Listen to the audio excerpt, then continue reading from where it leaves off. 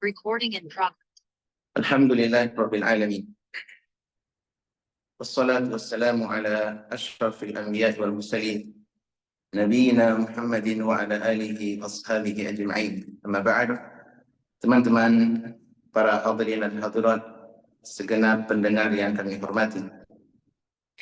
Alhamdulillah atas nikmat Islam dan iman yang dibawa oleh Nabi kita sallallahu alaihi wasallam sebagai petunjuk untuk semesta alam, di mana syariat yang dibawa oleh Allah, yang dibawa oleh Nabi SAW adalah syariat yang mulia sesuai dengan fitrah seluruh manusia. Maka beruntunglah orang-orang yang telah menerima dakwah risalah Islamiyah dengan mengikuti syariat yang dibawa oleh Nabi Muhammad sallallahu alaihi wasallam. Pada malam ini di waktu maghrib menjelang isya sesuai dengan waktu Al-Fur atau di Qatar setempatnya sekitarnya, kita akan lanjutkan pembahasan yang sangat penting di malam ini, yaitu berkaitan dengan kebersihan merupakan bahagian daripada peradaban Islam. Kebersihan adalah bahagian daripada peradaban Islam. Teman-teman yang terhormat, setiap umat, bahkan setiap agama di muka bumi ini, mereka memiliki peradaban masing-masing. Dan peradaban Islam adalah peradaban yang datang daripada Allah Rabbul Alamin. Peradaban Islam adalah peradaban langit, bukan peradaban bumi, di mana segala syariat dan aturannya benar-benar cocok dan sesuai untuk seluruh kalangan. Tidak peduli dia dari suku manapun, dari bangsa manapun, akan semua syariat yang dibawa oleh Nabi SAW adalah syariat yang cocok untuk diamalkan, bahkan sesuai dengan fitrah kemanusiaan. Salah satu peradaban Islam adalah peradaban tentang kebersihan. Di dalam istilah kitab para ulama dikenal dengan al-hadar atau tamadun. Al-hadar artinya adalah peradaban. Islam telah mengajarkan teman-teman konsep kebersihan. Kalau kita lihat runut ke belakang, maka dari masa kita sekarang sudah berjalan sekitar 14 abad yang lalu. 1400 tahun yang lalu, Islam sudah mengenal dengan yang namanya pola hidup bersih. Ya. Di mana ketika Allah Subhanahu wa taala menurunkan ayat di dalam Al-Qur'an Al-Karim, di dalam surat Al-Muddatsir, Allah Subhanahu wa taala berfirman, "Wa rabbaka fakabbir wa thiyabaka fatahhir." Wahai Muhammad, maka Rabbmu hendaklah engkau agungkan. Yang ditauhidkan Allah Subhanahu wa taala. Agungkan dia sebagaimana mestinya. Kemudian kata Allah, "Wa thiyabaka fatahhir." Adapun pakaianmu, bersihkanlah. Adapun pakaianmu, bersihkanlah. Ayat yang mulia ini teman-teman, di surat Al-Muddatsir, ini merupakan ayat yang pertama, wahyu yang pertama turun setelah surat Al-Alaq. Peristiwa pertama sekali wahyu turun kepada Nabi SAW setelah surat Al-Alaq, yaitu surat Al-Muddatsir. Surat Al-Muddatsir, di mana di antara isinya teman-teman adalah, dan pakaianmu hendaklah engkau bersihkan. Pakaianmu hendaklah engkau bersihkan. Ini tentunya teman-teman merupakan peradaban yang sangat indah, yang sangat elok, di mana ayat ini turun di tengah kegelapan budaya yang pusatnya kebudayaan manusia di kala itu di seluruh penjuru dunia, atau orang-orang Arab sekalipun. Budaya mereka adalah budaya yang lahir dari prakarsa dan rasa serta emosi yang dimiliki oleh manusia di kala itu. Ada yang cocok dan ada yang tidak. Ya, yang namanya budaya teman-teman, kalau lahir daripada insting dan prakarsa manusia, maka nilainya berbeda-beda. Boleh jadi di satu daerah cocok, di daerah lain tidak sesuai. Kenapa? Hasilnya atau sumbernya daripada manusia. Tapi kalau itu datang daripada pencipta seluruh manusia, maka pastilah budaya itu akan cocok dengan fitrah kita. Ya, beruntunglah orang-orang yang mengambil fitrah kemanusiaannya daripada agama Islam yang mulia ini. Dikala ayat ini turun, teman-teman, orang-orang budaya manusia di kala itu, terutama orang-orang Arab ini, mereka belum kenal dengan namanya apa? Dengan namanya budaya berpakaian yang benar, bersuci yang tepat, cara membersihkan badan yang sesuai dengan fitrah itu mereka mungkin belum kenal.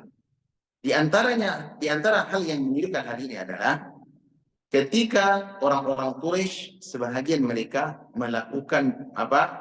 Mereka melakukan budaya tawaf dengan cara bertelanjang. Hal ini sebagaimana Allah isyaratkan dalam surah Al-Anfal, "Wa ma kana salatukum indal baiti illa muka'an wa tasdiyan." Di mana mereka tidaklah tawaf, salat di keliling Ka'bah kecuali dengan cara bertepuk tangan dan bersiul. Ya, di dalam penjelasan para ulama yaitu mereka melakukan tawaf, beribadah, suatu ibadah dengan peradaban telanjang, bersiul-siul, bertepuk tangan, ya, kayak orang kayak orang tidak benar, kemudian ditambah dengan dengan pakaian telanjang.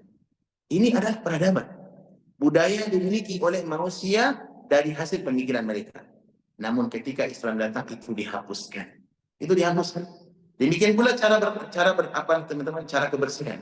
Islam datang dengan apa? Dengan peradaban yang cocok untuk kehidupan kita, kehidupan manusia. Apa itu? Budaya kebersihan. Di mana Allah Subhanahu wa taala memintakan kepada Nabi SAW, hendaklah pakaian Muhammad bersihkan. Bersihkan dari apa? Dari noda, najis dan kotoran, kemudian juga dari apa? Segala bentuk yang bertentangan dengan syariat. Demikian pula teman-teman, kebersihan ini merupakan ciri khas agama Islam, bahkan separuh daripada agama. Dalam hadis yang sahih, Nabi SAW mengatakan, "At-tuhuru syatrul iman." Kebersihan itu sebahagian daripada apa? Keimanan. Kebersihan sebahagian daripada keimanan. Ini menunjukkan apa? Menunjukkan bahwasanya Islam sangat peduli dengan namanya kebersihan. Iya. Semakin baik keimanan seseorang, maka akan semakin besar pula perhatian mereka terhadap kebersihan, baik itu berupa kebersihan pakaian ataupun kebersihan fisik mereka. Perlu diketahui teman-teman yang terhormat bahwasanya umat Islam telah mengenal peradaban dengan suci, peradaban kebersihan. Mereka telah mengenal hal itu semenjak beberapa abad yang lalu, di mana mulai dari adab beristinja, cara mereka bersuci, mencuci tangan, berwudu, menggosok gigi, yang dikenal dengan istilah siwak, mandi wajib. Ya. Ini sudah dikenal dari 15 abad yang lalu. Di mana bahkan juga tentang wangi-wangian ini sudah diajarkan oleh syariat kita di awal-awal keislaman. Ya, sebelum dunia kenal dengan namanya mandi dan kamar mandi, dunia belum kenal dengan baik dengan apa itu mandi dan istilah kamar mandi. Bahkan dunia Eropa yang belakangan pernah dikenal dengan Andalusia, ya, di dunia Eropa dahulu, orang-orang Eropa teman-teman, orang yang notabene kafir tentunya, mereka sejak 1000 tahun belum mencapai petunjuk tentang fitrah kebersihan. Tidak tahu namanya mereka kebersihan. Nanti akan kita lihat contoh-contohnya. Di mana gaya hidup mereka sangatlah jorok, kumal, kotor, bau, mereka tidak mandi, ya, begitu menjijikkan. Dan mereka kenal budaya dan hidup bersih itu setelah Islam datang, bahkan dalam kurun waktu berabad-abad di Andalusia itu di Eropa, barulah mereka kenal dengan nama istilah mandi dan kamar mandi. Hal ini teman-teman sebagaimana pernah disebutkan oleh seorang peneliti yang berasal dari Turki, namanya adalah Samiha Ayvirdi, itu namanya. Dia pernah menulis kesaksian tentang peradaban bangsa Eropa. Ini orang-orang yang non-Muslim, maksudnya orang-orang kaum salib dahulu. Beliau menulis tentang kesaksian ini di dalam bukunya yang berjudul Dari Keluhuran Menuju Kekuasaan. Ini sudah diterima ke bahasa Indonesia. Apa kata beliau? Pada tahun 1624 Masehi, berarti sekitar 6 abad sekitar 6 abad yang lalu lah, ya, 6 abad yang lalu. Di mana seorang tokoh yang bernama Brandebourg pernah menulis di kartu undangan yang dikirimkan kepada para pemimpin dan tokoh terbuka untuk menghadiri acara pesta pernikahannya. Ia menulis dalam kartu apa di sini? Diminta kepada para tamu undangan untuk tidak mengulurkan tangannya hingga ke siku dalam mengambil makanan. Kemudian tidak diperkenankan membuang makanan ke arah belakangnya. Jadi ini semacam aturan di pesta undangan. Jangan dilakukan sebagaimana kebiasaan tradisi yang umumnya manusia lakukan di saat itu. Sehingga harus ditulis kartu undangan, sehingga agar orang taat aturan. Tidak diperkenankan membuang makanan ke arah belakang. Tidak menjilat bekas makanan dengan jari jemarinya, tidak pula meludah ke piring, dan tidak membersihkan hidungnya dengan kain atau tisu penutup hidangan. Kemudian saksi tadi mengatakan, berkomentar begini, ungkapan ini secara gamblang menggambarkan bagaimana tingkat peradaban Eropa, wawasan dan pengetahuan mereka tentang adab dan tata krama. Pada saat yang sama, keadaan semacam itu tidak didapatkan perbedaan yang mencolok di tempat-tempat yang lain di Eropa. Di istana Raja Jack, itu nama raja di masa itu, King Jack namanya, Jack yang pertama, misalnya Raja Inggris yang pertama di kala itu, bau tak sedap keluar bersumber dari sang raja. Ini di pesta, di perhelatan kerajaan, di mana orang-orang banyak berkumpul di sana, tamu-tamu kerajaan datang, namun bau tidak sedap begitu kuat bersumber dari sang raja, keluar dari sang raja. Juga para pejabatnya, baik laki-laki maupun wanitanya. Hal itu tercium di setiap acara-acara pertemuan mewah mereka. Aroma busuk itu berasal dari pakaian mewah mereka, serta dentilah ala Prancis, yang semacam pakaian di kala itu. Demikianlah yang terjadi budaya di Eropa secara umum. Ini abad keberapa, teman-teman? Abad ke-16, berarti 6 abad sebelum jadi masa kita sekarang. Kalau dihitung ke zaman Nabi SAW, berarti sekitar berapa? Sekitar 8 abad yang lalu dari masa itu ke zaman Nabi, mereka masih hidup dalam keadaan kumal, jorok, dan kotor. Hal ini kami nukilkan dari buku Syakhsiyah Al-Mar'ah Muslimah di halaman 160 sampai 161 karya Dr. Muhammad Al-Hashimi. Inilah teman-teman gambaran secara umum bagaimana kondisi peradaban orang-orang Eropa dulu sebelum mereka mengenal istilah kebersihan, istilah mandi dan kamar mandi dari orang-orang Islam. Bahkan disebutkan juga oleh seorang duta, dikutip dari buku buku The Dirt of Clean namanya bukunya, di karya dari seorang Catherine. Dia mengatakan seorang ratu Prancis yang bernama Marie Antoinette, istri Raja Louis yang ke-16. Istri seorang raja ini, berarti kan Queen lah, bahasa kita sekarang, bahasa orang sekarang ya. Di mana dia terkenal dengan kecantikan dan penampilan anggun yang mewah. Ternyata dia adalah sosok wanita yang jarang mandi. Dia jarang mengganti bajunya. Untuk mengatasi bau badan, sang ratu hanya suka menyemprotkan parfum ke banyak bagian tubuhnya. Jadi tidak mandi, tapi disemprot dengan apa? Dengan aroma parfum. Kira-kira apa? Gimana kalau kita tidak mandi, itu sampai pakai parfum? Baunya pasti tidak enak juga. Kenapa? Nyampur.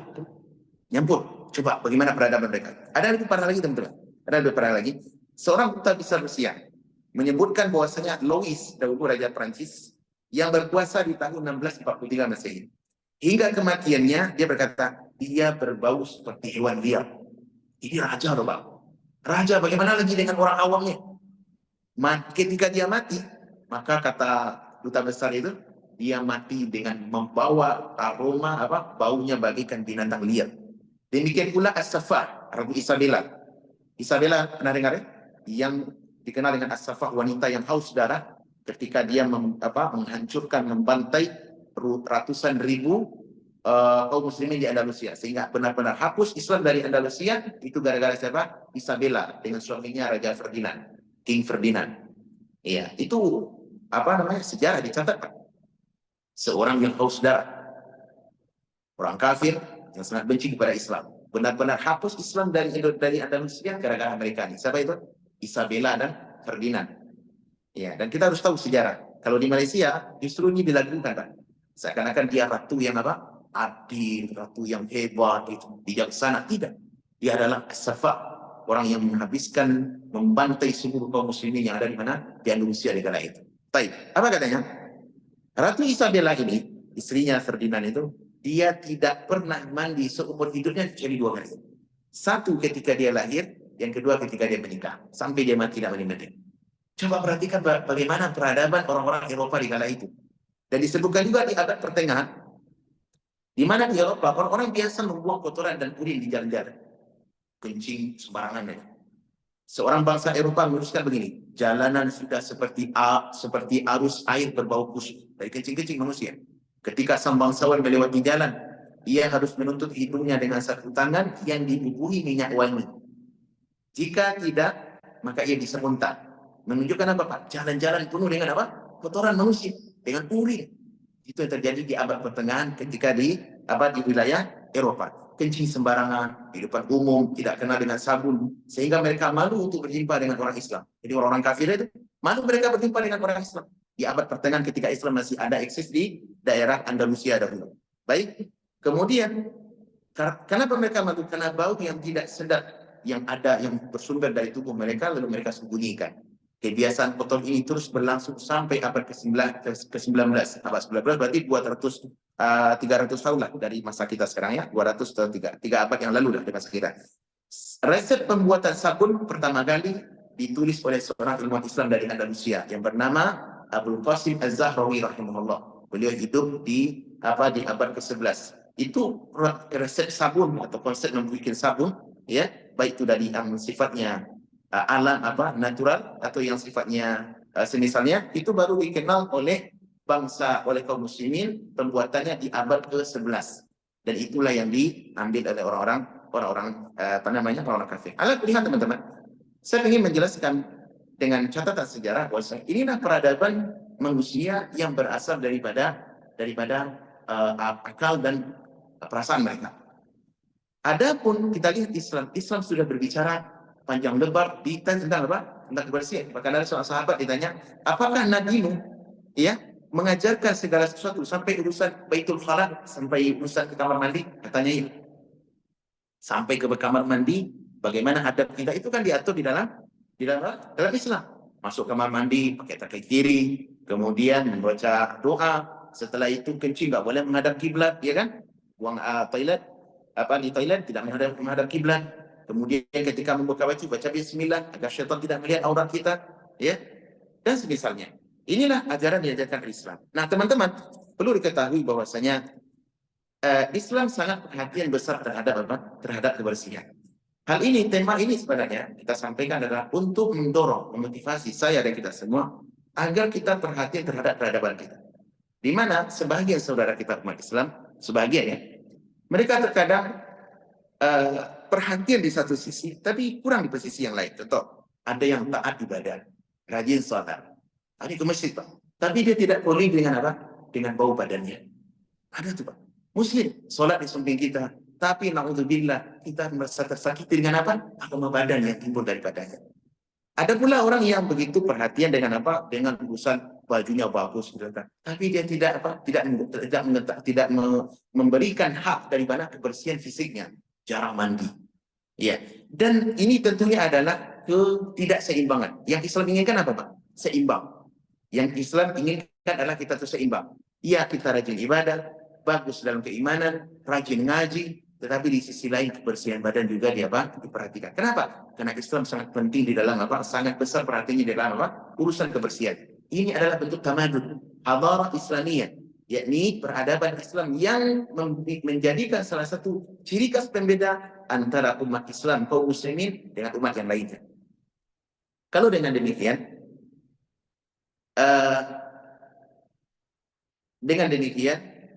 apa yang perlu kita perhatikan dalam urusan kebersihan? Dalam urusan kebersihan, teman-teman, ada dua hal yang perlu kita perhatikan. Yang pertama, teman-teman, urusan kebersihan yaitu membersihkan yang sifatnya maknawi atau batin, membersihkan batin. Ya, sebagaimana firman Allah Subhanahu wa taala, "Wa thiyabaka fatahhir." Wahai Muhammad, bersihkanlah pakaianmu. Para ulama tafsir menjelaskan tentang makna ayat ini. Yang pertama, ayat ini memiliki dua makna. Pertama adalah membersihkan pakaian dari Dari najis-najis kesyirikan. Membersihkan apa? Pakaian dari najis-najis kesyirikan. Nih, pakaian, kehidupan kita, akidah kita, ideologi kita, keyakinan kita dibersihkan dari segala bentuk yang bertentangan syariat. Ini membersihkan apa? Sifatnya maknawi, batin. Iya, tidak ada bentuk kesyirikan. Karena ketika Nabi SAW membawa diutus dengan ayat ini, maka di saat itulah banyak apa ke kotoran-kotoran atau najis-najis kesyirikan yang ada di tengah manusia. Maka Islam mendorong kita untuk membersihkan apa? Membersihkan hati kita, membersihkan akidah kita, membersihkan jiwa kita dari segala bentuk kesyirikan, kesombongan, kemunafikan, membersihkan dari segala bentuk maksiat dan semisalnya. Ya, ini kebersihan yang pertama. Dan konsep dasar dalam hal ini adalah firman Allah di dalam surah Asy-Syams, "Qad aflaha man zakkaha." Dan sungguh benar-benar beruntung orang yang senantiasa membersihkan, mensucikan jiwanya. Wa qad khaba man dassaha. Dan alangkah merugi, alangkah celaka, alangkah binasanya orang-orang yang suka mengotori jiwanya. Ini konsep kebersihan batin, maknawi. Adapun yang kedua, teman-teman, yang kedua, ini yang juga tidak kalah penting, yaitu kebersihan yang sifatnya zahir.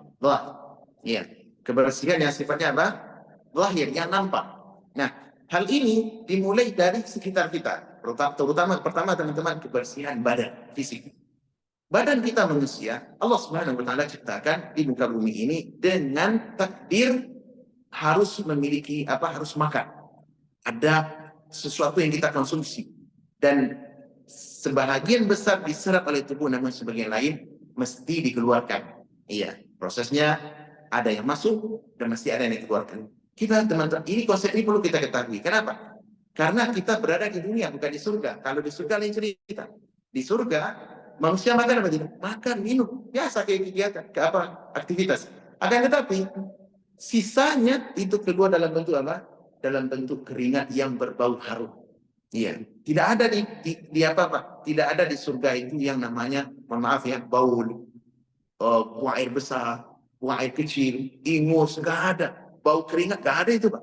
Kenapa? Karena di kehidupan di sana kehidupan yang sempurna. Nah, adapun di dunia ini kita diuji, teman-teman. Ada sesuatu yang kita masukkan, ada sesuatu yang dikeluarkan. Nah, hak yang paling pertama untuk kita perhatikan adalah hak badan. Di mana badan manusia ditakdirkan dia memiliki apa? Ada kotoran yang keluar dari badan. Kotoran yang ma'ruf kita kenal.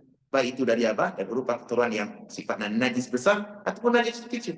Nah, kewajiban kita, teman-teman, adalah membersihkan. Nah, cara membersihkan kotoran badan adalah jika najisnya adalah najis yang berat. Caranya dengan apa? Dengan cara mandi. Ya, dengan cara mandi. Ya, baik itu najis yang sifatnya apa namanya? Janabah, ya, najis yang besar, maka wajib kita mandi. Ya, wajib kita mandi. Kalau umpama najis dan kotoran itu adalah sifatnya yang pertengahan, maka dibersihkan dengan apa? Dengan wudu. Dengan apa? Dengan wudu. Nah, kalau umpama kita tidak mampu menggunakan dua cara ini, bisa kita ganti dengan cara yang ketiga. Apa itu? Tayammum. Hal ini sebagaimana Allah sebutkan dalam Al-Quran di dua tempat. Di antaranya surah Maidah, Allah berfirman, "Ya ayyuhalladzina amanu idza qumtum ila sholati faghsilu wujuhakum wa aydiyakum," dan seterusnya sampai tentang ayat tayammum. Inilah peradaban pertama. Islam sangat perhatian dengan kebersihan badan. Kemudian juga, teman-teman, kebersihan pakaian sebagaimana ayat tadi. Dalam ayat itu jelas terang Allah mengatakan apa? "Wa thiyabaka fatahhir." Dan inilah makna kebersihan yang kedua dari ayat itu. Apa itu? Bersihkanlah pakaian Muhammad dari segala najis, dari kotoran yang nampak, ya, yang bisa menghalangi atau membatalkan ibadahmu ketika engkau membawa pakaian yang kotor. Iya, wa thiyabaka fatahhir. Nah, ini penting, teman-teman. Pakaian badan bersih, kemudian pakaian kita juga harus bersih. Bersih dari apa? Dari kotoran. Jangan sampai ada bau keringat, apalagi bau najis. Ini harus dihindari, ya. Kemudian juga kebersihan yang nampak yang diperhatikan oleh Islam adalah, teman-teman, kebersihan mulut. Kebersihan mulut ini bagian daripada hadrah Islamiyah, peradaban Islam, di mana Nabi SAW telah mengajarkan tentang adab menggosok gigi yang disebut dengan adab bersiwak. Bahkan dijadikan kebiasaan oleh Nabi SAW ketika beliau mau melakukan apa? Melakukan ibadah, terutama ibadah salat, membaca Al-Quran misalnya. Nabi SAW mengatakan, "Laula an asyukka," dan bahkan belum memulai terlebih dahulu dari diri beliau sendiri. Kata Nabi SAW dalam hadis dari Anas bin Malik dalam Sahih Bukhari, beliau mengatakan, "Aktsartu 'alaikum fis siwak." Sesungguhnya aku adalah orang yang paling sering dan yang paling banyak di antara kalian untuk melakukan siwak. Menunjukkan mubalaghah. Seringnya Nabi SAW bersiwak, menggosok gigi. Kenapa teman-teman? Dari mulut pun juga apa? Keluar sebab aroma yang tidak enak. Apalagi kalau kita makan. Apalagi kalau yang dimakan tuh yang beraroma bau, Pak. Jengkol, plus pete, ya, pete, ditambah pula satu batang rokok Jisamsu contohnya. Sudah lengkap tuh. Nah, kalau orang tak pandai menggosok gigi ini merusak apa? Merusak dirinya dan merusak orang lain. Iya, Nabi SAW sudah mengajarkan itu. Saya orang yang paling banyak. Ya, atsartu alaikum bisiwak. Aku orang yang paling sering dan banyak bersiwak di antara kalian. Menunjukkan apa? Nabi memulai dari diri sendiri. Kenapa? Fitrah beliau adalah fitrah yang hidup. Fitrah yang mencintai kebersihan. Fitrah yang datang dari peradaban langit. Ya. Dan Nabi SAW juga memotivasi umat beliau untuk melakukan siwak terutama. Minimal ini di waktu-waktu yang penting. Kapan itu, Pak? Untuk melakukan ibadah salat. Apalagi salat berjamaah. Nabi SAW mengatakan, "Laula an asyukka ala ummati," andaikan tidak akan memberatkan terhadap umatku, la amartuhum bisiwaki inda kulli salat. Aku pasti akan wajibkan atas mereka untuk selalu bersiwak setiap melakukan salat. Dalam riwayat lain, inda kulli wudu, dan di setiap dia kali berwudu. Iya. Namun minim itu kan andaikan, tapi kan Nabi tidak wajibkan.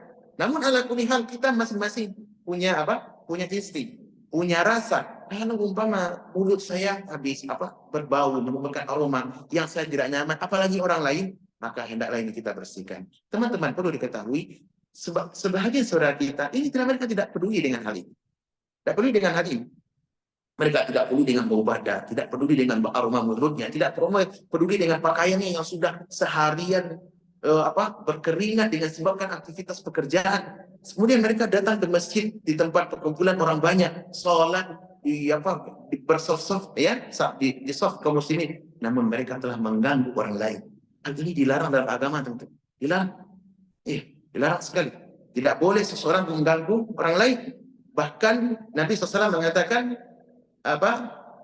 tidak boleh mengganggu orang lain, karena para malaikat bisa terganggu dengan dengan hal yang mengganggu anak Adam. Terutama ketika kita sholat. Nabi SAW mengatakan, fa innal malaikata tata'adza bima yata'adza bi banu Adam. Para malaikat bisa tersakiti sebagaimana anak Adam tersakiti. Iya. Karena sering kita menemukan sebagian saudara kita, mereka tidak peduli dengan ini, tidak peduli dengan pakaian, ya, bau mulut, ini mengganggu teman-teman. Dan ini adalah bentuk ketidakperhatian yang mesti kita luruskan. Mesti kita luruskan. Kemudian juga tentang kebersihan rumah, teman-teman. Kebersihan rumah juga diatur dalam Islam. Kebersihan rumah, kebersihan pekarangan, ini diatur dalam Islam. Bahkan Nabi SAW ya pernah mengatakan dalam hadis yang disahihkan oleh Syekh Al-Albani rahimahullah, kata beliau begini, "Nadhifu afniyatakum." Hendaklah kalian membersihkan pekarangan rumah kalian. Fa'id wala tashabbahu bil yahud. Jangan kalian mencontoh orang-orang Yahudi. Fa innal yahuda la tutahhiru afniyataha. Karena orang-orang Yahudi mereka biasa membiarkan pekarangan rumah mereka kotor. Ya, semak belukar, kotoran, sampah dibiarkan oleh orang Yahudi. Adapun Islam tidak. Islam justru menyelisih orang-orang Yahudi. Kemudian juga tentang kebersihan dari anggota tubuh kita yang tidak kalah penting, tentang rambut dan jenggot. Ini perlu diperhatikan. Kenapa? Karena ini bahagian daripada cara kita memuliakan diri kita sendiri. Rambut ini bahagian daripada mahkota. Patah rambut itu adalah mahkota seseorang, ya kan? Nah, tidak boleh kita acak-acakan, teman-teman. Untuk urusan rambut ini diperhatikan, Pak. Dan juga demikian demikian juga dengan urusan jenggot. Terkhusus bagi kita lelaki. Nabi SAW beliau biasa menyisir rambut, bahkan jenggot pun beliau sisir. Dikasih, kalau mau ke masjid setelah berwudu, dikasih aroma parfum. Bahkan istri beliau dalam riwayat menyela-nyalakan parfum di mana? Di jenggot beliau. Kenapa, teman-teman? Agar beliau terlihat tampil rapi dan menawan. Itulah adab yang diajarkan oleh Nabi Sallallahu Alaihi Wasallam. Jangan kita acak-acakan. Sebagian orang yang tidak peduli, masjid rambutnya acak-acakan, bahkan rambutnya tidak disisir, panjangnya bukan main, tidak teratur. Iya, kumisnya lebih panjang daripada hampir sama panjang dengan jenggot, bahkan kumisnya lebih panjang daripada jenggot. Islam tidak mengajarkan demikian. Ini hal yang perlu diperhatikan. Bahkan ini bahagian daripada fitrah. Fitrah yang Nabi SAW sebutkan di dalam hadis beliau. Kita dengarkan tentang fitrah ini. Nabi SAW pernah menjelaskan dalam hadis muttafaq alaih Bukhari dan Muslim dari sahabat Abdullah bin Umar. Apa kata Nabi SAW? Khamsun minal fitrah. Ada 5 perkara yang bahagian daripada fitrah. Apa itu fitrah? Yang disukai oleh jiwa, yang Allah ciptakan manusia hendaklah memperhatikannya. Apa 5 itu teman-teman? Yang pertama adalah al-khitan. Coba, ini bagian dari peradaban Islam yang disebut oleh Nabi SAW dalam hadis yang sahih. Pertama tentang khitan, yaitu apa? Memotong bahagian daripada ujung daripada kehormatan.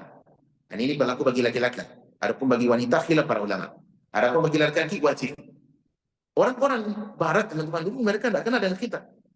Adapun Nabi SAW selalu mengajarkan tentang khitan. Bahkan Nabi kita dahulu, ayahanda kita dulu Nabi Ibrahim telah berkhitan. Ya, para Nabi dulu berkhitan. Adapun orang barat mereka tidak kenal dengan khitan. Belakangan mereka baru kenal. Sebagai mereka sudah mulai kenal dengan namanya sunat. Istilah kita Indonesia apa? Sunat ya, Pak? Bersunat ya. Nah, khitan belakangan mereka baru kenal. Kenapa? Karena mereka melihat dari sisi kebersihan. Islam mereka baru kenal kemarin. Islam sudah mengajarkan itu 15 abad yang lalu. Ini yang pertama, fitrah yang pertama. Yang kedua, wal istihdad. Apa itu istihdad, teman-teman? Memotong rambut yang ada di bagian kemaluan. Ini sunnah. Kenapa? Karena kalau itu dibiarkan panjang, maka akan mengganggu kesehatan kita. Iya, mengganggu kesehatan. Maka Nabi SAW dalam riwayat menyatakan tidak boleh melebihi 40 hari kecuali sudah dipotong. Iya, rambut dari bagian apa? Dari bagian kemaluan. Baik itu lelaki juga wanita. Sama. Kemudian juga bagian ketiak ini sama. Perlu diperhatikan, jangan sampai panjang.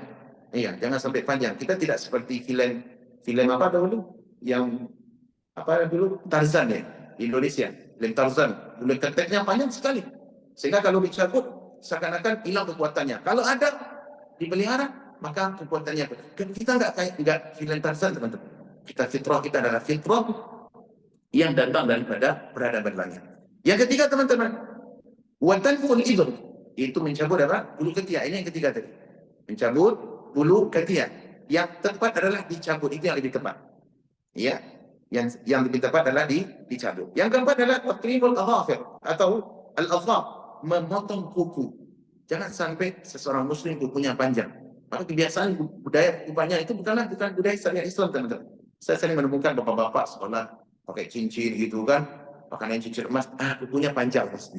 Ini bukan budaya, bukan syariat Islam. Jangan sampai kuku kita berlebihan, panjangnya melebihi daripada sekian hari. Kalau sudah mulai panjang, apa? Potonglah. Ya, dipotong. Bahkan datang dalam, walaupun hadisnya saya tidak menemukan asar, tapi saya pernah hafal hadis asar pernyataan itu, qalbim adhafir, potonglah kukumu, fa inna syaitana yathudu ala ma tala minha. Karena syaitan duduk di mana? Di kuku yang panjang. Saya tidak menyakini ini hadis Nabi, tetapi ada pernyataan seperti itu. Wallahu a'lam. Ala kulihat, ini adalah peradaban yang keempat yang diajarkan oleh Nabi SAW. Yang kelima adalah waqassi atau waqassu asyawari atau asyari, memotong kumis. Memotong kumis. Dan ini adalah sunnah fitrah yang diajarkan oleh Nabi SAW. Para lelaki hendaklah merapikan kumisnya, dipotong, dipendekkan.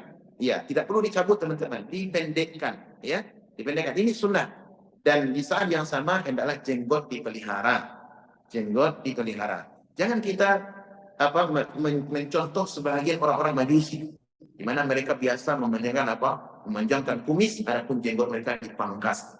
Ketika seseorang utusan orang-orang Persia dulu datang kepada Nabi SAW dengan kumisnya yang panjang sekali, adapun jenggotnya klinis, gak ada. Maka Nabi SAW, man ya'muruka bihadza? Siapa yang memerintahkan kalian untuk memelihara budaya ini? Ini laki-laki. Apa katanya? Tuhan kami, Kisra. Apa kata Nabi SAW? Adapun Rabbku, Allah telah memerintahkan aku untuk membiarkan jenggot dan memangkas kumis.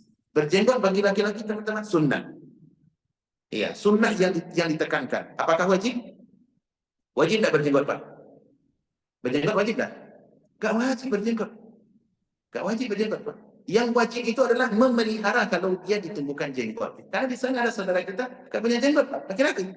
Memang fitrahnya hormonnya tidak nemuin jenggot. Terus gimana? Mau kita katakan Anda wajib berjenggot? Gimana, Pak? mau dibeli, sudah dibeli pun 10 botol minyak Firdaus itu yang untuk merangsanya, gak tunggu-tunggu. Ya gak bisa dipaksa. Berjenggot tidak wajib. Tapi kalau Allah tumbuhkan hormon jenggot itu wajib dipelihara. Dan ini pendapat yang lebih kuat. Ya, pendapat yang lebih kuat bahwasanya berjenggot adalah wajib bagi kaum lelaki. Inilah fitrah. Tentang apa? Tentang yang zahir. Tentang hal apa ya? Yang zahir. Baik. Kemudian masalah kebersihan ini, Allah Subhanahu wa taala mencintai orang-orang yang memperhatikan kebersihan. Baik kebersihan hati tadi sudah kita sebut jelaskan, ataupun kebersihan zahir. Kenapa? Allah Subhanahu wa taala telah menyebutkan tentang kecintaannya terhadap orang yang bersuci, orang yang memperhatikan kebersihan diri. Allah berfirman di dua tempat dalam Al-Quran. Satu di surah Al-Baqarah. Inna Allah, setelah bercerita tentang masalah haid dan nifas, Allah berfirman, Inna Allah yuhibbut tawwabina wa yuhibbul mutatahhirin. Sesungguhnya Allah mencintai orang yang suka bertobat, dan Allah mencintai orang-orang yang suka membersihkan diri. Dalam surah Taubah di ayat yang ke-106, Allah berfirman, fihi rijalun yuhibbuna an yatatahharu. Sungguh di dalam Masjid Quba itu ada orang-orang yang ingin mensucikan diri mereka. Innallaha yuhibbul mutahhirin. Sesungguhnya Allah mencintai orang-orang yang bersuci. Nah, fitrah kebersihan teman-teman adalah fitrah yang alami, fitrah yang sesuai dengan perintah ilahi. Jangan sampai itu ternodai karena kita cuek dan tidak peduli dengan nilai syariat ini. Teman-teman, bahwasanya kebersihan ini, ya, kebersihan badan ini adalah hal yang sangat dicintai oleh Allah dan Rasulnya. Ya. Bahkan Nabi SAW sangat peduli dengan masalah pakaian. Pakaian yang indah, ya, pakaian yang rapi, menggunakan parfum, memakan aroma yang wangi, ini sangat perhatikan oleh Nabi SAW. Sampai-sampai ada seorang sahabat bertanya kepada Nabi SAW, ya Rasulullah, inna rajulan yuhibbu an yakuna thawbuhu hasanan wa amaluhu hasanan. Wahai Nabi, bagaimana pendapat engkau dengan seseorang lelaki yang dia suka pakai pakaian rapi, tidak pakaian baru ya Pak, tidak harus pakaian baru, pakaiannya rapi, bersih, dan dia suka pakai sendal yang rapi pula. Kayaknya kalau bisa yang bagus pakai sendal itu rapi dan bersih. Apa kata Nabi SAW? Kata orang itu, apa itu termasuk kesombongan? Tak? Sombongan atau tidak? Tidak. Apa kata Nabi SAW? Innallaha jamilun yuhibbul jamal. Sebenarnya Allah itu maha indah dan dia mencintai segala sesuatu yang indah. Baik teman-teman, segala sesuatu yang indah ini dicintai oleh Allah SWT. Terus yang sombong yang mana Pak? Karena ini sebagian orang memandang susah dia membedakan kapan kita waktunya tawadhu dan kapan kita waktunya apa untuk memakai pakaian bersih. Seakan-akan orang pakai pakaian bersih, pakaian rapi itu sombong. Tidak teman-teman. Nabi sudah memberikan rekomendasi. Allah itu maha indah, dia sangat mencintai keindahan. Tidak berarti orang berpakaian indah, pakaian rapi, steady, ya, itu menunjukkan kesombongan. Tidak. Kesombongan itu di mana letaknya? Di dalam hati. Nabi SAW mengatakan, memberikan standar sombong itu apa? Al-kibru batarul haq wa ghamtun nas. Yang dikatakan sombong adalah seseorang, satu, menolak kebenaran, yang kedua apa? Meremehkan orang lain. Kalau Anda kita berpakaian rapi, menggunakan pakaian yang baru, bahkan najis, steady, itu enggak sombong Pak. Bahkan itu yang dicintai oleh Islam. Inilah yang diajarkan, yang dipraktikkan oleh Nabi dan yang diwariskan kepada para sahabat. Sehingga para sahabat dahulu adalah orang yang sangat rapi pakaian mereka. Kalau mereka mampu, mereka akan cari pakaian yang baru. Ya, mereka mencari apa? Pakaian yang baru. Baik. Kemudian teman-teman, masalah rambut. Nabi SAW juga pernah memberikan isyarat, perintah bahwasanya man kana lahu sya'run falyukrim. Siapa yang memiliki rambut adalah yang memuliakan. Gimana cara memuliakan rambut Pak? Dijaga kebersihan kulit kepala, rambut itu juga bisa disapu. Kalau mandi sapu. Kemudian jangan acak-acakan, disisir. Kalau panjang yang sudah waktunya dipotong. Iya. Dan tidak boleh kita memotong rambut, hindarilah memotong rambut dengan cara budaya barat, budaya orang kafir. Dengan apa? Qadha. Tahu qadha apa? Qadha itu memotong sebahagian, meninggalkan sebagian. Itu dilarang dalam agama kita. Memotong sebahagian, meninggalkan sebahagian. Sini tipis sekali. Adapun di atasnya gondrong ke atas. Itu tidak boleh pada hadis. Dilarang. Namanya al-qadha. Nah ini anak-anak muda kita, kaum muslimin, anak-anak muda kita sering terjatuh kepada kekeliruan ini. Mereka kalau pergi ke barbershop, apa mereka lakukan? Pengen stylenya seperti ini. Qadha. Bahkan dibikin di sini, kayak habis gitu, di tengahnya dibiarkan. Nggak boleh Islam seperti itu. Nggak boleh. Nah, potonglah rambut dengan apa? dengan cara yang benar, jaga kebersihannya, berikan sampo, dan perhatikan kebersihan kulit kepala. Karena seluruh fisik kita, tubuh kita ini kan punya pori-pori, Pak, termasuk kulit kepala. Kulit kepala kalau nggak dibersihkan 2-3 hari itu nggak nyaman rasanya.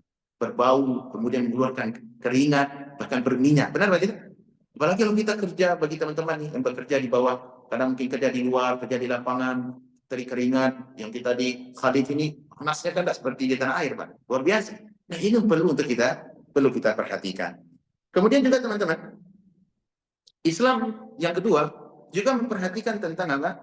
Tentang kebersihan kebersihan janabah. Seseorang yang dimana wajib dia mandi. Kapan kita diwajibkan mandi, teman-teman? Minimal kita wajib mandi sekali dalam 1 pekan. Terkhusus ketika menghadiri perkumpulan ibadah seperti hari Jumat. Makanya datang dalam banyak hadis, diantaranya Nabi SAW mengatakan bahwasanya al-ghuslu wajibun ala kulli muhtalim. Mandi itu wajib bagi setiap orang yang sudah balik. Isyarat untuk apa? Untuk dia bisa melakukan salat berjamaah ke masjid karena berkumpul dengan orang lain. Tidak boleh dia mengganggu mengganggu orang lain, wajib dia mandi. Kemudian juga wajib mandi teman-teman dengan sebab haid dan nifas. Haid nifas ini wajib mandi bagi para wanita.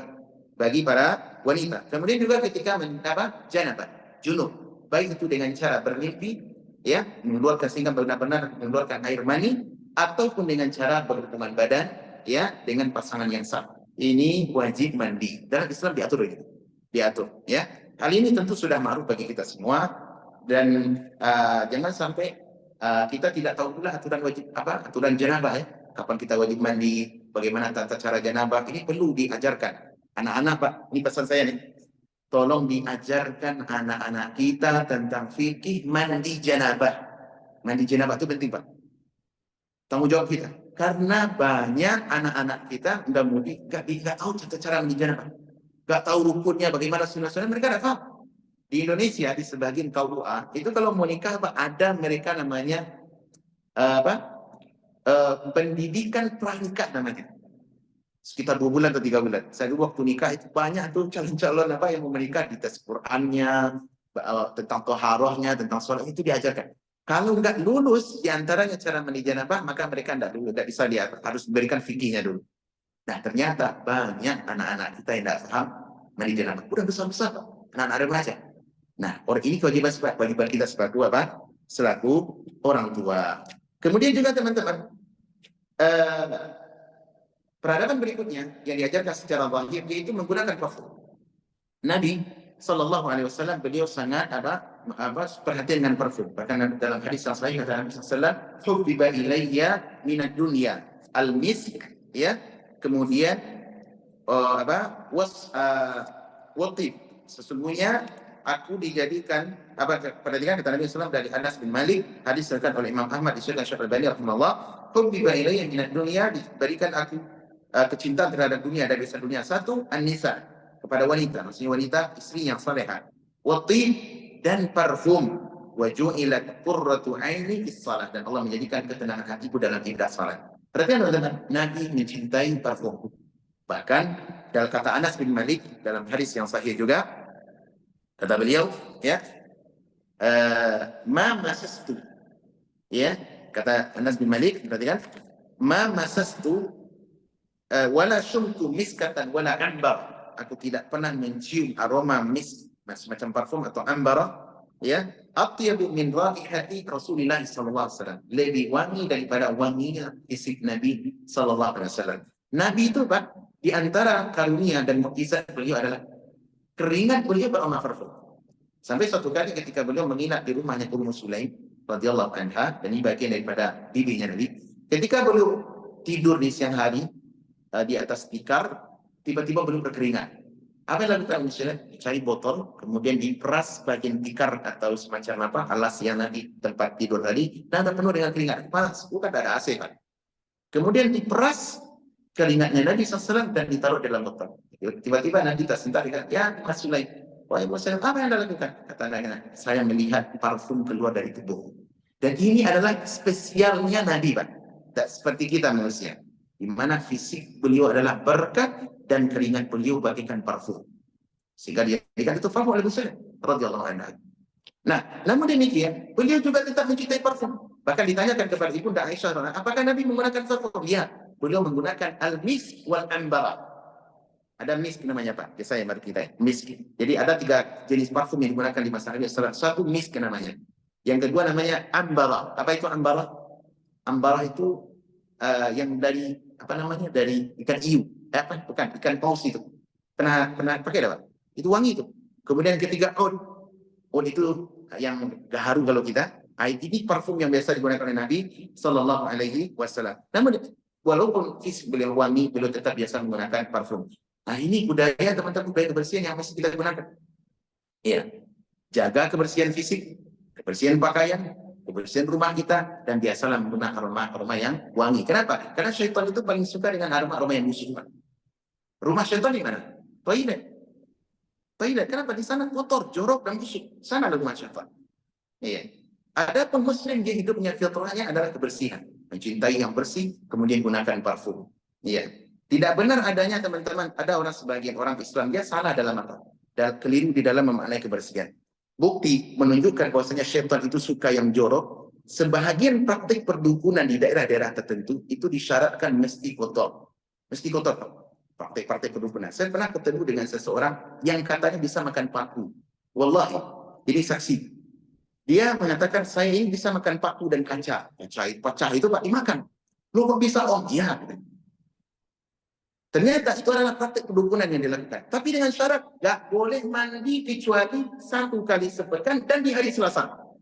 Mandi itu pun nggak boleh pakai sabun, Pak. Sehingga saya mendekat orang itu baunya, na'udzubillah. Saya bukan meremehkan ya. Tapi inilah praktik bagaimana syaitan mempraktik menjadikan dia budak dengan sihir, perdukunan, dan semisalnya. Namun di saat sama diajarkan untuk hidup kotor dan kumal. Islam tidak menghendaki demikian. Iya. Ada yang dipana lagi. Sebahagian orang justru berpenampilan belusukan dengan budaya belusukan dan kotor, jorok, tapi dengan dalih ibadah. Sebagaimana yang dilakukan oleh orang-orang sufi tarikat, sufi ini. Mereka tidak peduli dengan kebersihan. Bahkan pakaian wol, kalau itu pakaian wol namanya Pak. Pakaian kasar semacam goni itu dipakaikan oleh mereka. Berhari-hari tidak dicuci. Ibadah, nari-nari di masjid gitu. Ya, tampilannya khusyuk, seakan-akan memang abid gitu. Tapi bau badannya luar biasa. Na'udzubillah, busuk sekali. Ini adalah bentuk apa? Bentuk pemikiran yang salah. Dan mereka berkeyakinan dengan cara itu mereka taqarrub ila Allah. Mendekatkan diri kepada Allah dengan apa? Dengan belusukan. Ini tidak benar teman-teman. Ada nasihat yang bagus dari seorang ulama salaf dahulu. Semuanya disebutkan oleh Ibnu Katsir dalam Al-Bidayah. Dia memberikan nasihat begini. Ajibi thiyaba idza tasaita fa innaha zainur rijali biha ta'uz wa takrum. Carilah pakaian yang bagus. Kenapa? Dengan pakaian yang rapi, pakaian yang bersih. Dengan sebab itulah akan nampak izzah dan kemudian seorang lelaki. Iya. Wa da'it tawadhu'a fi thiyabi takhasyu'an fallahu ya'lamu ma tajinnu wa taktum. Tinggalkanlah pura-pura khusyuk dengan pakaian kotor, pakaian kumal. Kenapa? Allah lebih tahu apa yang tersembunyikan dan apa akidah yang rusak yang ada di dalam hati ini. Farathathu thawbika la yazidka zulfatan indal ilahi wa anta 'abdul mujrim. Pakaianmu yang lusuh, pakaianmu yang komal, ya, tidak akan menambah ketakwaan dan derajatmu di sisi Allah kalau engkau adalah orang yang berbuat maksiat. Wa baha'u thawbika la yadurruka ba'da'an takhshal ilaha wa tattaqi ma yahrumu. Adapun pakaianmu yang indah, pakaianmu yang rapi, aromamu yang semerbak harum dengan parfum yang terbaik, tidak akan membuatmu hina kalau engkau orang yang bertakwa di sisi Allah Subhanahu wa taala. Tidak sekali, Pak. Ini saya lihat adalah nasihat untuk orang-orang yang mendekatkan diri kepada Allah dengan cara apa? Dengan cara kotor, dengan cara kumal. Islam tidak mengajarkan demikian. Baik. Kemudian berikutnya teman-teman, yang perlu juga diperhatikan peradaban Islam berikutnya adalah kebersihan masjid. Ibunda Aisyah sebenarnya disebutkan oleh Imam Abu Dawud dalam dalam Sunan beliau, dan asar ini disebutkan oleh Syekh Al-Albani rahimahullah. Perhatikan, Ibunda Aisyah mengatakan begini, umirna atau amarna Rasulullah sallallahu alaihi wasallam bi bina'il masajid. Sesungguhnya Nabi Rasulullah telah memerintahkan kami untuk membangun masjid-masjid fidur di kampung-kampung, di daerah-daerah kami tinggal. wa an tunadhaf wa tutayyab. Dan setelah membangun masjid, kami diperintahkan oleh Nabi. Satu, jaga kebersihan. Dua, tutayyab, beri aroma-aroma wangi. Ini adalah peradaban yang diajarkan oleh Rasulullah, diajarkan kepada Ibunda Aisyah dan diwariskan kepada umat ini. Namun alangkah buruknya kebiasaan suatu daerah di kampung-kampung saya masih menemukan Pak, masjid-masjid itu tidak dijaga kebersihan. Tidak seperti kita di Qatar, alhamdulillah ya, kualitas secara umum. Alhamdulillah masih kita bersih, ada petugasnya, ada orang-orang Qatari atau orang Arab biasa membawa kufur gitu Pak, kufur yang dibakar. Alhamdulillah. Di sebagian kampung-kampung yang tidak terjaga itu Pak. Jangankan parfum, bahkan sajadahnya kotor, ada kotoran. Iya, di sana sini masih terlihat asbak-asbak rokok. Na'udzubillah, asbak rokok. Kalau bulan Ramadan itu, mereka habis sholat Isya Pak, sambil nunggu penceramah menyampaikan tapi ceramahnya rokok Pak. Hampir masjid itu dengan kepulan asap kayak cerobong kereta api. Alhamdulillah. Karpet bau rokok. Kenapa? Aromanya, puntung rokok itu jatuh. Dan mereka berkompetisi merokok satu dengan yang lain. Innalillahi wa inna ilaihi. Ini masih ada, Pak. Dan pesan ini adalah disampaikan kepada masyarakat kita yang masih berlaku seperti ini. Ya, masih dikotori. Rasul Anda, Nabi Muhammad SAW memberitakan itu apa? Bangun masjid, setelah itu tunadhaf wa tutayyab. Bersihkan, jaga kebersihan masjid. Baik mulai dari toilet, urusan kamar mandi sampai ke dalam masjid. Kemudian kedua, waktu tayyib, beri aroma wangi, bukan rokok. Nabi SAW melarang orang-orang yang datang ke masjid dengan apa? Karena sebab yang ditimbulkan dari makan bawang. Itu dilarang, Bapak. Kata Nabi SAW, man akala hadhihi syajarah ats-thawb wal basar. Siapa yang memakan bawang putih dan bawang merah, maka fala yaqrabanna masajidana. Jangan dia sekali-kali mendekati masjid tempat kami beribadah. Itu bawang Bapak. Bawang itu sehat apa tidak? Sehat. Kita di Khalid biasa makan bawang ya. Kalau pergi ke masyahir gitu, biasa makan bawang. Saya dulu saya tidak kenal dengan bawang. Bawang itu paling masak. Di sini Pak, lalapan. Biasa.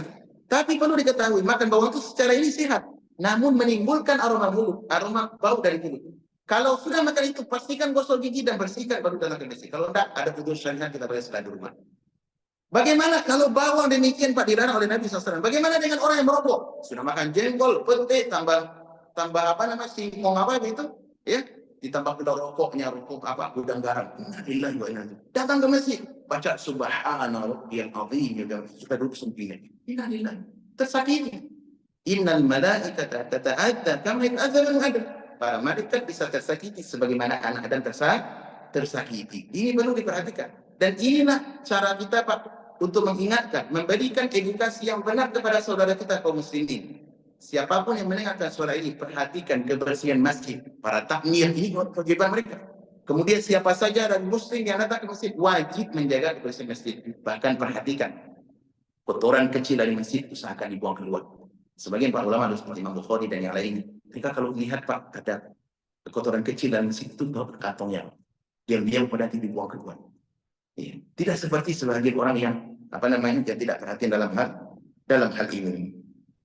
Baik, kemudian teman-teman, dalam masalah yang penting juga untuk kita ketahui adalah Islam mengajarkan peradaban kebersihan dalam urusan makanan. Dalam urusan makanan. Makanan kita teman-teman itu diatur dalam Islam. Semua makanan kita bersih, tidak seperti orang-orang lain.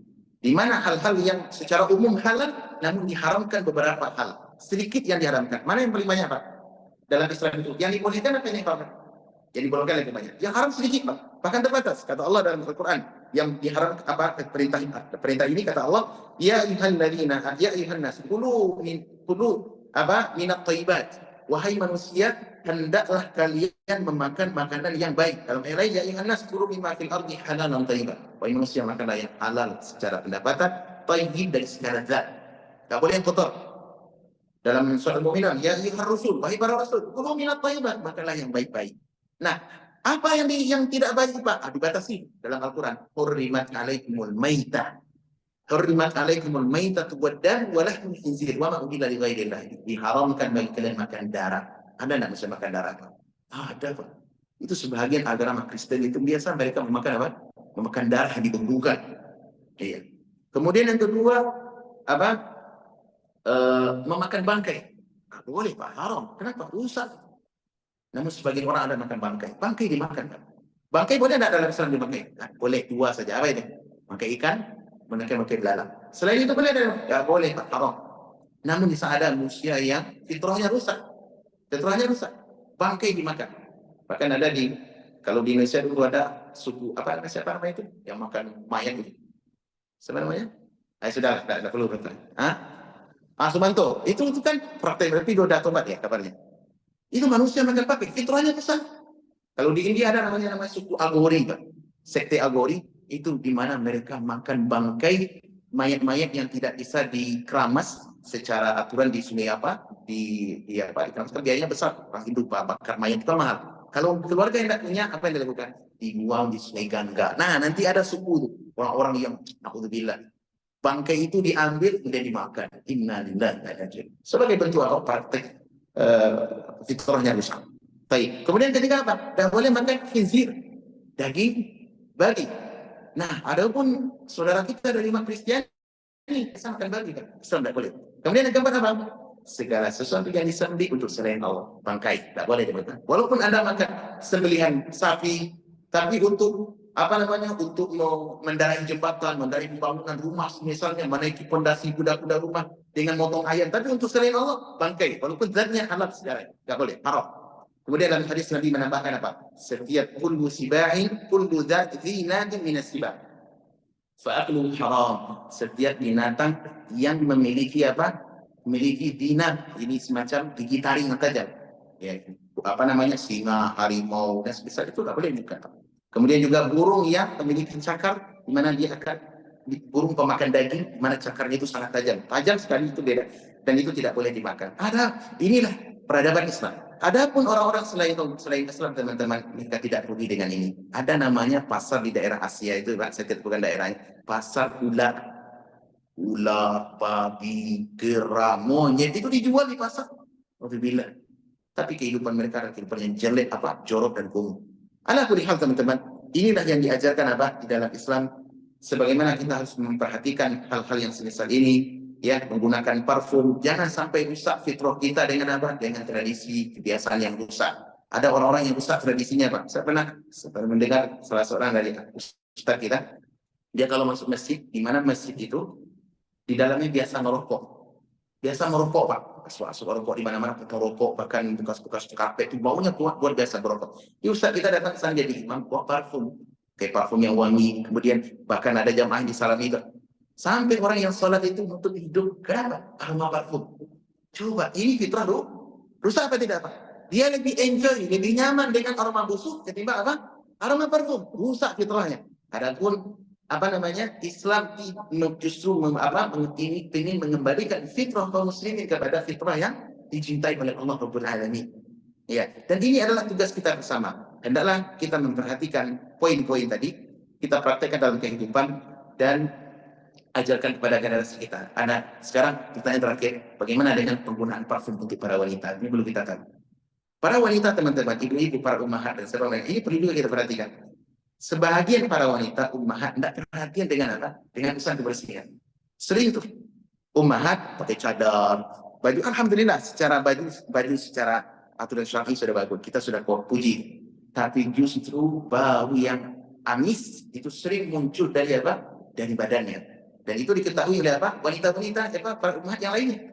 Sehingga saya dapat pengaduan, Ustaz, ini setelah kajian itu sebagian ummahat itu baunya luar biasa. Padahal kita sudah bagus, secara syar'i sudah bercadar, sudah syariat gitu ya. Maka hendaklah pesan ini kami sampaikan, perhatikan kebersihan.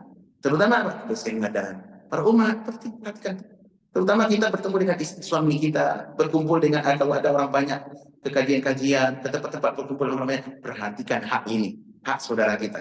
Iya, jangan sampai boleh menggunakan parfum? Boleh apa tidak, Pak? Boleh menggunakan parfum bagi wanita. Terutama di rumah, bagi dengan suaminya. Gunakan parfum yang paling kencang sekalipun di rumah. Adapun keluar boleh menggunakan parfum, tapi dengan syarat tidak menebar aroma yang kencang. Karena aroma parfum wanita itu kan diatur dalam Islam. Parfum wanita itu warnanya kelihatan tapi aromanya tidak terlalu kencang. Itu boleh, Pak? Parfum wanita. Ya. Jaga kebersihan badan, jaga kebersihan bagian ketiak, bagian selangkang, itu diperhatikan tuh. Kemudian gunakan parfum secukupnya kalau untuk keluar rumah yang membuat badan kita tidak beraroma busuk dan tidak pula tercium aroma parfum kita oleh orang lain. Karena perhatikan, menggunakan parfum yang berlebihan untuk wanita yang aroma bisa tercium dari 3-5 meter per jarak, maka ini dilarang dalam agama. Dalam hadis At-Tirmidzi, Nabi SAW mengatakan, ayyumam ra'atin, wanita mana saja, ista'tarat, menggunakan parfum yang kencang, liyajidu rihaha, sampai-sampai para lelaki di sekitarnya bisa mencium aroma wangi itu. Apa kata Nabi? Fa innaha zaniyah, maka Nabi mengumpamakan dia seperti, walaupun ya tidak, tapi Nabi mengatakan dia seakan-akan seorang pelacur. Nah, ini banyak wanita yang terlalu ekstrim kanan, dan juga ada terlalu ekstrim kiri. Ekstrim kanan gimana Pak? Menggunakan parfum terlalu wangi, berdandan itu melenggang-lenggong, ini fitnah. Ya. Adapun pula yang ekstrim kiri, kotor, jorok. Nah, Islam mengajarkan apa? Wasatiyah, pertengahan. Semoga pesan ini bisa kita pahami dan kita amalkan bersama, dan mudah-mudahan Allah Subhanahu wa taala memaafkan kesalahan kita, perbaiki keadaan kaum muslimin, terutama generasi muda kita, muda-mudi kita, dan mudah-mudahan Allah kembalikan fitrah kaum muslimin kepada fitrah yang berasal dari peradaban langit. Wallahu taala a'lam bissawab. Wassallallahu wa sallim ala nabiyyina Muhammad wa ala alihi wa sahbihi ajma'in. Wassalamu alaikum warahmatullahi wabarakatuh.